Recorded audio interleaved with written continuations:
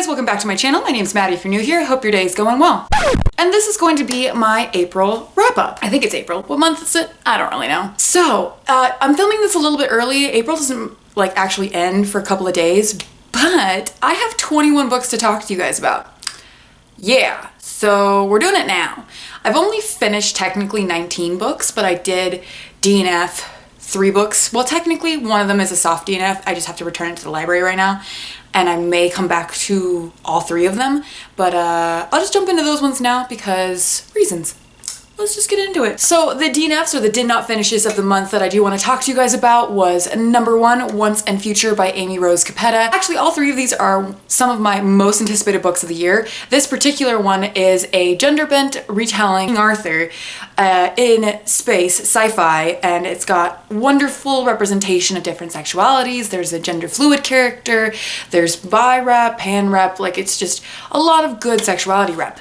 But the problem that I had with this, I got about halfway through and there was just romance, so much romance, and there was no focus on the world. There was very little focus on the character dynamics that weren't romance, and the plot line itself was just messy because there was just too much romance, and it really bothered me, and I couldn't get into the storyline because we'd focus on the world for like a hot second and then all of a sudden we'd be talking about romance again, so I couldn't get into it. Moving on, the next one was The Women's War, or Women's War by Jenna Glass. This is one of my most anticipated high fantasies that I really wanted to get into. This is about a high fantasy world that's very similar to like Game of Thrones, where women have managed to cast a spell to control their own fertility. And that sounds really interesting, but the book itself, I only got about 100 pages into it before I returned it to the library, and that 100 pages was not good. It was very much derogatory to sex workers, and it basically villainized every male character in the book, and the characters that we did have female-wise were not strong and or feminist, and it just rubbed me the wrong way. And I saw a reviewer talk about how there was no queer representation of women in the book itself, and that there was physical violence and sexual violence towards women that was just unnecessary, and I just decided that I wasn't going to put my time into a 600-page novel that I wasn't going to enjoy. And the last DNF of the month, I only got about not even 50 pages into, and that was Black Leopard, Red Wolf by Marlon James. I think that I will return to this, but I don't think it will be anytime soon, and I will probably end up having to purchase a copy. I did think that the writing style was interesting, but it was very difficult to get through, and it couldn't tell if it was really intentional or if it was just pretentious. And on the first chapter, there is intense and disgusting sexual violence and body gore and horror, and it was just not my cup of tea. I think I got like 20 pages in and I started feeling like I was high, and if you're like into that, maybe that's something you want to try. I do think that I will at some point try and read it and sit down and give an honest review for you guys, but at this time I am not going to be rating that one because I do not think that I got into it far enough to really give you guys an honest opinion. I just think that at some point I will have to put a lot more energy into that book than I have at the moment ready to give. Moving on to the graphic novels that I read in the month of April, I have 7 of them, which is actually quite a few more because I actually read like 3 or 4 of them at the end of March. But let's go ahead and dive into those. The first 2 that I read were Violent Love, volumes 1 and 2. This is a very interesting series about a couple that's kind of like Bonnie and Clyde. They rob banks, and you would think you know kind of what's gonna happen in that type of book series, but it was actually really surprising and a wonderful read, so I highly recommend it. I gave them both 4 stars. I love the art, I love the characters, highly recommend. And then I read Moonstruck volume 2 and did not have a good time with this one. I ended up giving this 2 stars. I enjoyed the first volume in this series. It is about a werewolf barista, and it's about a world with lots of different types of mythical creatures kind of just going about their daily life, and it has really good representation once again. But the problem that I had with this, I only got about 100 pages into, and that was the first 2 that I read were Violent Love, volumes 1 and 2. This is a very interesting series about a couple that's kind of like Bonnie and Clyde. They rob banks, and you would think you know kind of what's gonna happen in that type of book series, but it was actually really surprising and a wonderful read, so I highly recommend it. And then I read Moonstruck volume 2 and did not have a good time with this one. I enjoyed the first volume in this series. It is about a werewolf barista, and it's about a world with lots of different types of mythical creatures kind of just going about their daily life, and it has really good representation once again. but it just doesn't have a good plot, and it kind of just loses me halfway through. And even though the artwork is very pretty, it doesn't stand well on its own. Following that, we have Skyward Volumes 1 and 2, and I gave these 5 stars. These were probably my favorite graphic novels of the month.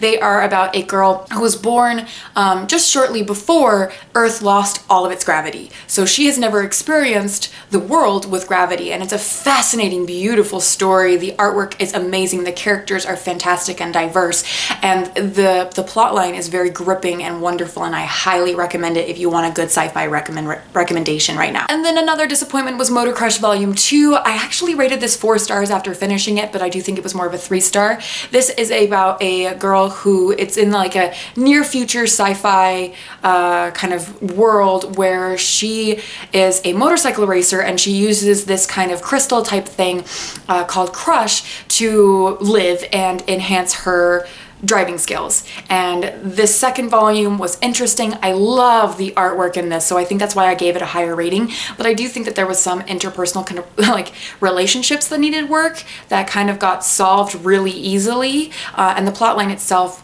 was good, but not great. And the first book that I owned for the month of April was actually Steel Prince. I just picked this up from Barnes & Noble. I really love this cover. This is a graphic novel that takes place in Victoria Schwab's Darker Shade of Magic world. I did give this 4 stars, though I think it might be more like a 3.5. I think that this book did a good job, not a great job, of introducing you to the world if you've never read the Darker Shade of Magic series, but I would say that I had a little hard time kind of getting into the story because the artwork it's pretty, but it's kind of hard to follow, and it was a little hard to figure out who was who in the storyline. And there was like a pirate queen, and I had like hopes and dreams for this pirate queen, and she didn't do anything that I wanted, so that was a little upsetting. But other than that, 3.5 stars. Still really think that if you are a Schwab fan like myself, you need to read this. All right, moving on to the YA novels. This is kind of where we get into my fantasyathon. I will link my vlogs down below, reading, and I will kind of give you a brief summary of those reviews because I did have a lot of thoughts in those vlogs already. So the first YA novel that I read in the month of April was Sight Witch by Susan Dennard. I did end up giving this 2 stars. I talked about this pretty extensively in those vlogs because it was the first book that I read. For Fantasyathon, I don't think it was necessary for the world. The point of views were confusing, and I didn't feel like it added anything to the story. Moving on, we have A Curse So Dark and Lonely by Bridget Kemmerer. This is a Beauty and the Beast retelling, and if you have watched those vlogs, you do know that I had a pretty good and enjoyable reading experience of this. For some reason, Beauty and the Beast retellings for me just work, and I'm okay with that, in all honesty. This particular one has a main character who has cerebral palsy. She's very strong. She's got a great political mind, but the girl hate, though, in this book is a problem, and I would definitely say if you do have problems with women hating women or men hating women or people just hating feminine things because they're feminine, maybe steer clear. I enjoyed this, but I would say that there are some weaker points to this novel, specifically the fact that the fantasy world plot basically is hinged on the fact that no one in their world knows their own geography. But otherwise, I really did enjoy this, and I thought it was quite fun. Following that, a book that I also read for Fantasyathon was Blood Witch by Susan Dennard. This book I did end up giving 5 stars to. This book actually moved the plot of this series forward. I really enjoyed this. I love the way Susan Dennard writes these books. This is the writing style that I have fallen in love with for her. I loved the interpersonal connections between people. I love the found family thread. But yes, this book was very entertaining. I love these characters, and I have more in-depth thoughts in my vlogs. But moving on, 5 stars. And then I read City of Glass by Cassandra Clare. I ended up giving this 3 stars. For some reason, I decided I wanted to reread The Shadowhunters this year, and I would have probably given this a higher rating because this was definitely, before I reread it, my favorite book in the Mortal Instruments. But oh my god, the incest plot in this series is terrible. It's absolute garbage, and I had a lot of romanticized feelings about this book, and some of the stuff in this is not healthy, and it's just, I absolutely lived for Alec and Magnus in this, and I did read Red Schools of Magic right after finishing this. I am thoroughly enjoying rereading this series, and I do think I will continue on and finish the Mortal Instruments this year, so And then following that, as I said, I read Red Scrolls of Magic by Cassandra Clare and Wesley Chu. And this book, guys, I don't know if I just like was kind of like not hyped for it or if I had low expectations, but this one blew me out of the water. I gave this 5 out of 5 stars. This is the Alec and Magnus spinoff in the Shadowhunters world, and it actually takes place between City of Glass and City of Fallen Angels, so it was a really great timing for me to read it. And all I want now is to just go on a European road trip with Magnus and Alec. We could probably leave Alec at home. I would just like to hang out with Magnus and like take trains and do fun stuff like, you know, bringing down the party. Literally, if you read it, you know what I'm talking about. But yes, I gave this 5 stars. It was just so enjoyable and it just gave me all the nostalgia. And there's just a reason why I'm still a Shadowhunter fan, because for some reason it doesn't matter what happens in these books. It doesn't matter that they're super predictable and I just know what's going to happen from the get-go. I just always love them no matter what. And it just gave me a lot of hope that potentially I will not be disappointed by every single book this year. Oh my god, I don't even know how far we are. So then I read Always Never Yours by Emily Wibberley, and I'm reading off screen, sorry. Austin Segmund Broca? Sigmund? Is it Sigmund? I can't see. And this is a contemporary YA novel, which is weird for me. I don't usually read those unless it's like Contemporary-thon. And I read this because this author duo couple is publishing a book that has Taming the Shrew vibes. And I didn't know this one actually had Shakespeare vibes as well. But this one takes place about a girl who likes to direct Shakespeare plays for her school, and she gets cast as Juliet, and she has always had these boyfriends and she's very flirtatious, but every time she dates a guy, immediately after dating her, he finds his one true love. And I really enjoyed that, and I really liked some aspects of this book, especially the beginning. It was really strong. But by the end of the book, I just felt like the main character became insufferable, and I felt like there was a lot of things that could have been just solved by the characters just talking to each other, and that just rubs me the wrong way. So I gave it 3 to 5 stars, but I really liked the Shakespeare representation, and it made me feel very nerdy. And then I read Internment by Samira Ahmed. At the time I'm filming this, tomorrow is the live show for this for Sassy Cassie's book club. And I'm not really sure how I want to rate this. I didn't enjoy it as much as I wanted to. This is about a girl in a not too distant future from our own where Muslim Americans are put in internment camps. And there are aspects of it that were really interesting. The realism of the prose and the writing style felt very young adult literature to me. Like, it just felt really disjointed for me, and then it resolved itself so easily, and I think I'll be giving this 2.5 stars because I just feel like it had an agenda and then it didn't follow through on the symbolism and the power that it needed to have to get that point across. I think it's an important read, but I don't think it was transformative as much as it wanted to be. Moving on to the middle grade, I read in April, I read 2 books. The first one being Skullduggery Pleasant by Derek Landry. This is about a talking skeleton who is a detective, and it is so good. Highly recommend this. It follows our main character, whose name I've forgotten, Stephanie, as she inherits her uncle's, like, estate and all of his money, and then she meets Skullduggery, this dude who's a fucking skeleton, and he takes her into this world where everyone's names are really cool and it's got some really cool magic, and I'm just like really excited to read the rest of this series. I gave this 5 stars. I would say that I am not a middle grade reader. I do struggle intensely with this type of prose and this type of writing style, but the fucking dialogue in this was hilarious. I highly recommend the series to adults and younger people alike. It's very enjoyable. I hope they at some point make a movie out of this or something, like a TV show. It would be fucking baller. And then following that, I did read Nevermore, Trials of Morrigan Crow by Jessica Townsend. I've been waiting to read this for a very long time, and I read it for fantasyathon as I did Skullduggery, and I went between reading the audiobook and the physical book, and I didn't love it. I gave this 3 stars. Honestly, the one thing about this book is it follows Morrigan Crow, and she is told she's a cursed child, and she gets whisked away to this land called Nevermore instead of dying the way cursed children are supposed to do. And the entire plotline of the book is people just not telling Morrigan Crow what the fuck is going on. And I don't like that trope in regular adult books, much less really simplistic middle grade writing styles.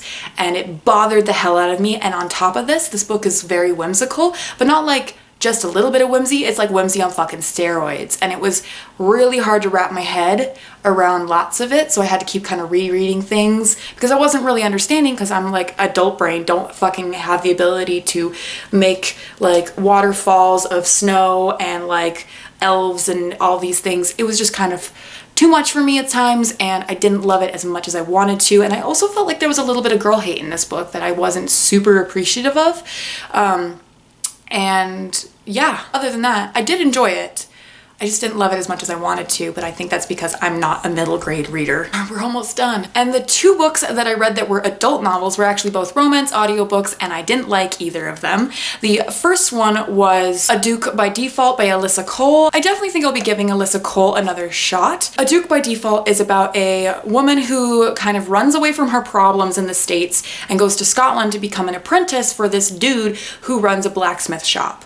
And I couldn't really gel with the way the narrator's voice worked for the Scotsman, and it just kind of bugged me a little bit, and I fell asleep a few times during this book, like a lot of times.